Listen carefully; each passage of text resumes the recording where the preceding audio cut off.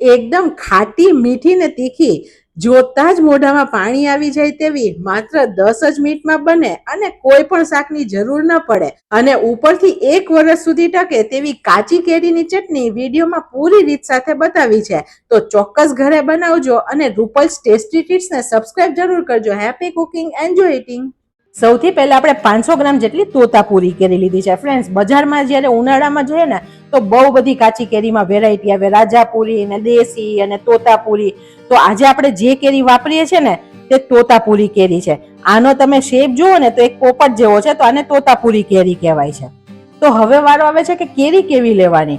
કેરી હંમેશા તમે થોડી મોટી હોય તેવી લેવાની અને કડક લેવાની. આમ અડો ને તો પોચી ન હોવી જોઈએ અને ગ્રીન કલરની. થોડો પણ યલો કલર દેખાય ને તો નહીં લેવાની, નહીં તો અંદરથી થોડી પાકેલી હોય. કેરીને આપણે 2 થી 3 વખત પાણીથી ધોઈ લેવાની. કેરી જ્યારે ઝાડ પરથી ઉતરે ને ત્યારે ડંડી કાપે ને તો એનો એક રસ પણ નીકળે, તો તે રસ બધો કેરીમાં ચોટ્યો હોય તે આપણે કાઢી નાખવાનો. ઘણીવાર તમે કેરી અડો ને તો ચીકણી ચીકણી કેરી હોય.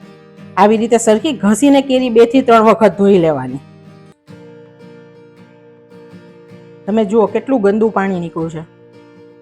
કેરીને સરખી ધોયા પછી સરખી લૂછી લેવાની. તેમાં પાણીનો ભાગ ના રહેવો જોઈએ. કોઈ પણ કોટન કપડું લઈ અને આવી રીતે સરસ લૂછી લેવાની.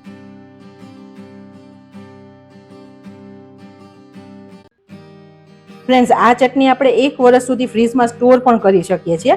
તો જ્યારે બનાવીએ ત્યારે બધી બાબતનું ધ્યાન રાખશું તો તે લાંબો સમય ટકશે. હવે આપણે કેરીની છાલ કાઢી લઈએ. ઉપરનો ને નીચેનો ભાગ પહેલા કાઢી લેવાનો. તમને પીલરથી ફાવે તો તમે પીલરથી પણ કરી શકો છો. ફ્રેન્ડ્સ, ઉનાળામાં છે ને શાક બહુ ઓછા આવે, સિલેક્ટેડ આવે અને એકના એક શાક ખાતા હોય ને તેવું લાગે. શિયાળામાં ભરપૂર અલગ અલગ શાકમાં વેરાયટી આવે. તો ઉનાળામાં એટલો શાકનો પ્રોબ્લેમ થાય ને, એક શાક બનાવીએ તો ઘરમાં એકને ભાવે અને એકને ના ભાવે. તો આવી રીતે ચટણી બનાવીને મૂકશું ને તો આપણો તે પ્રોબ્લેમ પણ સોલ્વ થઈ જશે. એકવાર શાક નહીં ભાવતું હોય ને તો આ ચટણી સાથે રોટલી ખવાઈ જ જશે. કેરીને હવે આપણે સમારી લઈએ. આમ વચ્ચેથી 2 ભાગ કરવાના અને જે ગોટલીનો ભાગ હોય તે કાઢી લેવાનો.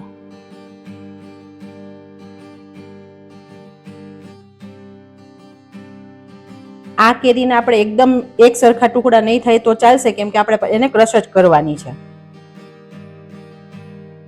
વચ્ચે આવો થોડો વ્હાઈટ ભાગ છે તેને પણ કાઢી લઈએ.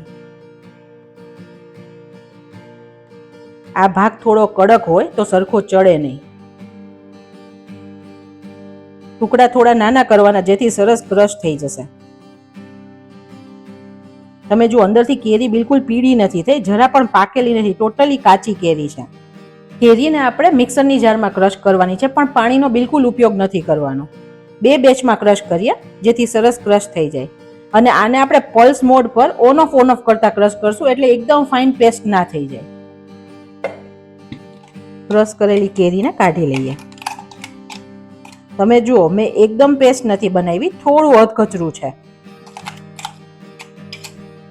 બીજી કેરીને પણ ક્રશ કરી દઈએ. હવે હું તમને કેરીનું પરફેક્ટ માપ કહું. આપણે 500 ગ્રામ આખી કેરી લીધી, પણ તેની છાલ કાઢી લીધી અને વચ્ચેનો ભાગ પણ કાઢી લીધો. તો પરફેક્ટ આ છીણ કેટલું થયું છે ને તે આપણે માપીએ. અત્યારે 278 ગ્રામ જેટલું, એટલે કે 280 ગ્રામ જેટલું છીણ થયું છે. અત્યારે આપણે 280 ગ્રામ કેરીની સામે 200 ગ્રામ જેટલો ગોળ લીધો છે. ઘણા બધા લોકો ખાંડથી પણ બનાવે છે, પણ ફ્રેન્ડ્સ, ઉનાળો હોય ને તો લૂથી બચવા માટે ગોળ અને કેરી બેસ્ટ ઓપ્શન છે. આપણા દાદી નાની હંમેશા કેરીનું છીણ કરી અને આપણને ઉનાળામાં આપતા હતા, જેથી આપણને લૂ ના લાગે. તો ગોળ અને કેરી ઉનાળામાં ખાવા બેસ્ટ છે. જરૂર પડે તો ખાંડનો ઉપયોગ તમને ભાવતું હોય તો કરી શકો, બાકી ગોળથી બનાવજો, એકદમ મસ્ત બનશે. અને જો તમારે ખાંડથી જ બનાવી છે ને તો તેનું બેસ્ટ ઓપ્શન સાકર છે. ખડી સાકર જે આવે છે કટકાવાળી, તે બહુ જ ઠંડક આપે છે, તો તમે તેનાથી પણ બનાવી શકો છો. ચટણી બનાવવા માટે જાડા તળિયાવાળું એક વાસણ લેવાનું. 3 ટેબલસ્પૂન જેટલું તેલ એડ કરીએ. ફ્રેન્ડ્સ, આ ચટણી આપણે સ્ટોર કરવાની છે, તો તેલ થોડું સરખું હશે ને તો પ્રિઝર્વેશનનું કામ કરશે. તો આપણી ચટણી વરસ સુધી ખરાબ નહીં થાય. ગેસની ફ્લેમ એકદમ સ્લો રાખીએ. 1 ચમચી જેટલું જીરું એડ કરીએ. ફ્રેન્ડ્સ, આપણું ગુજરાતી ભાણામાં છે ને બધી વસ્તુ સિઝન પ્રમાણે આપેલી છે. આપણે ઉનાળામાં કેરી અને ગોળથી બનતી વાનગીઓ ખાઈએ છીએ, જે શરીર માટે બહુ સારી છે. પછી જ્યારે શિયાળો આવે છે તો લાલ મરચાથી બનતી વાનગીઓ ખાય છે, જેથી શરીરને ગરમાવો મળે છે. તો સિઝન પ્રમાણે આવી જે સિઝનલ વસ્તુ આવતી હોય તે બનાવીને ખાશું ને તો બહુ મજા આવશે અને હેલ્થ તો સરસ રહેશે જ. જીરું થોડું કલરમાં બ્રાઉન થાય એટલે 1/4 ચમચી જેટલી હિંગ એડ કરીએ. બ્રાઉન કરવાનું, બહુ કાળું નહીં કરવાનું, નહીં તો ટેસ્ટમાં કડવાશ લાગે. કેરીનું છીણ એડ કરીએ.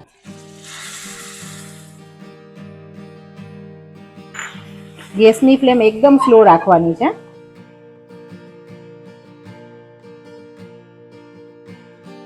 કેરીને આપણે તેલ સાથે સાતડી અને થોડી ચડવા દેવાની છે.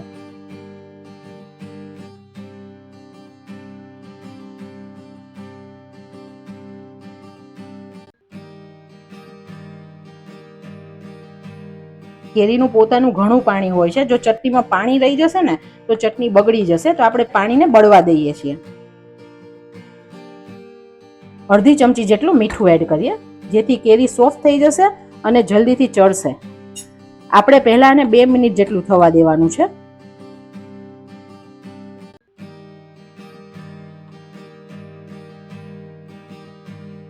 તમે જુઓ પહેલાથી હવે કલર પણ ફરતો જાય છે. કેરીનો કલર પણ ચેન્જ થઈ ગયો છે.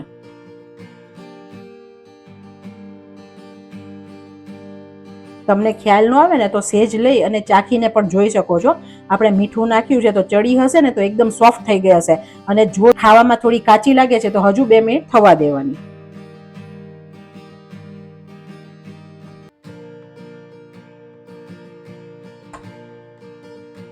બે મિનિટ પછી કેરી સોફ્ટ થઈ ગઈ છે અને ચડી પણ ગઈ છે. હવે આપણે ગોળ એડ કરીએ. અત્યારે મારો દેશી ગોળ છે, તમે કોલ્હાપુરી ગોળ પણ લઈ શકો છો. એકદમ સ્લો ફ્લેમ રાખવાની અને ગોળને મેલ્ટ થવા દેવાનો કેરી સાથે. હલાવવાનું જેથી નીચેથી ના ચીપકે. ફ્રેન્ડ્સ, હવે ગોળમાં પણ મીઠાશ અલગ અલગ આવે છે અને ખાંડમાં પણ મીઠાશ અલગ અલગ હોય છે, તો તમે ચાખી અને તમારી રીતે એડજસ્ટ કરી શકો છો.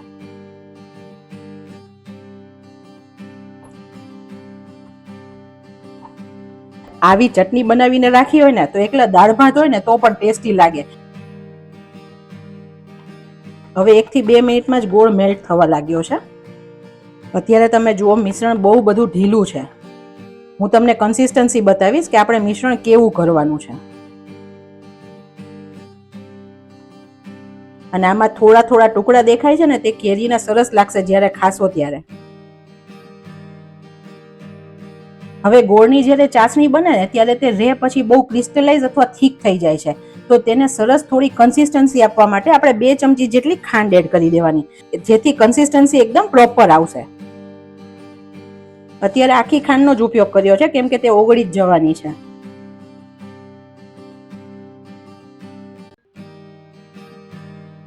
તમને હાથમાં લઈને બતાવું ને તો જો કોઈ પણ તાર નથી થતા, બિલકુલ ચીકાશ નથી, ખાલી આમ થોડું તેલ જેવું લાગી રહ્યું છે, તો હજુ આ નથી થયું. 1/4 ચમચી જેટલી જ હળદર નાખવાની, જેથી કલર સરસ આવે, અને અત્યારે નાખી દેવાની જેથી સરસ ચડી જશે, કાચો સ્વાદ નહીં લાગે. ફ્રેન્ડ્સ, આ ટાઈમે તમારે ચાખી લેવાનું. જો તમારા ઘરે ગળપણ વધારે ખવાતું હોય તો તમે અત્યારે 2 થી 3 ચમચી જેટલી ખાંડ એડ કરી શકો છો, અથવા તો ગોળ પણ એડ કરી શકો છો. બંને મેલ્ટ થઈ જશે. હવે તેની કન્સિસ્ટન્સી જુઓ, થીક થતી આવે છે. પહેલા જે હતું પાણી જેવું તેનાથી થીક થઈ ગયું છે, અને અહીંયા જે બબલ્સ આવતા હતા ને તે પણ ઓછા થતા જાય છે. હવે આપણે પ્લેટમાં થોડું કાઢીને ચેક કરીએ. આવી રીતે મિશ્રણ રાખવાનું, સહેજ ઠંડુ થાય પછી તમારે જોવાનું. જો એક જેવો તાર બનવા લાગ્યો છે તો અત્યારે પરફેક્ટ છે. ગેસની ફ્લેમ આપણે બંધ કરી દઈએ. આપણે અત્યારે જો લાલ મરચું એડ કરીએ ફ્રેન્ડ્સ, તો બહુ ગરમ ચટણી છે, તો લાલ મરચું છે ને તે કાળું થઈ જશે, પડ્યા પડ્યા તેનો કલર શ્યામ થઈ જશે.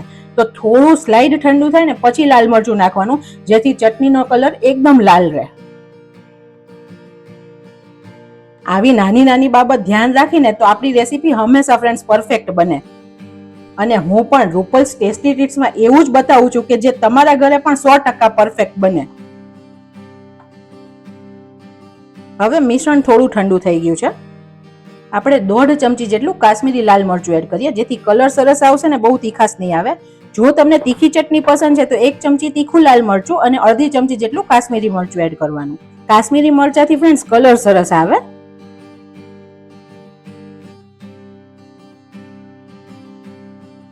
એટલો મસ્ત કલર થઈ ગયો છે અત્યારે. અને અત્યારે હજુ આ એકદમ ઠંડુ નથી, તો મસાલો છે ને કૂક થઈ જશે. એવું નથી કે મસાલાનો કાચો સ્વાદ આવશે. તમને નજીકથી બતાવું ફ્રેન્ડ્સ શું કલર આવ્યો છે. થેપલા સાથે તો બેસ્ટ લાગશે. અન્નપૂર્ણામાંની કૃપાથી બેસ્ટ ચટણી બનીને રેડી છે. ચટણીને આપણે સર્વ કરીએ.